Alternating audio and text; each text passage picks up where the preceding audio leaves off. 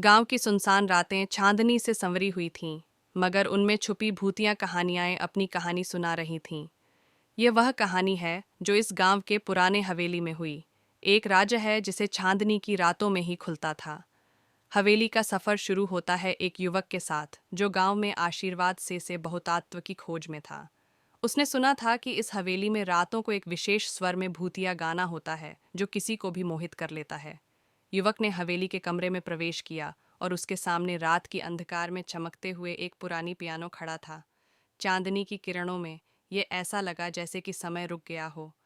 Piano का ध्वनि सुनते ही युवक को लगा कि वह किसी अनजान कवि की कविता में खो गया है, जो रात की गहराइयों से उठकर आ रहा है। गांव के बीते कुछ वर्षों की कहानी उसे सुनाई दी, जो हवेली की दीवारों में बसी हुई थी। कवि का कहना था कि उसकी प्रेम कहानी गांव वालों के बीते सफरों की छाया में छिपी है और उसकी आत्मा अब भी ध्वनि के साथ साथ गुमनाम तौर पर रहती है।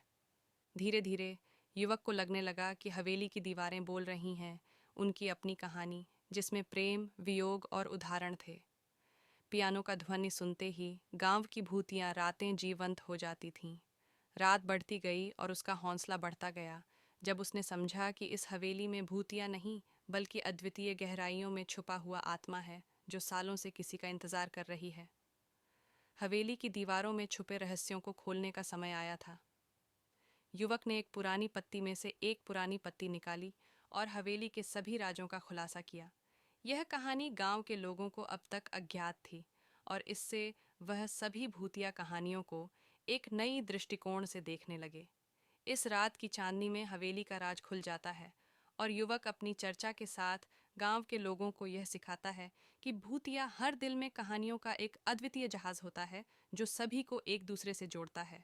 इस कहानी के साथ गांव का तंग खींची का माहौल बदलता है और रात की चांदनी में छुपी भूतिया गांव की कहानी एक नए रूप में आबूझ होती है।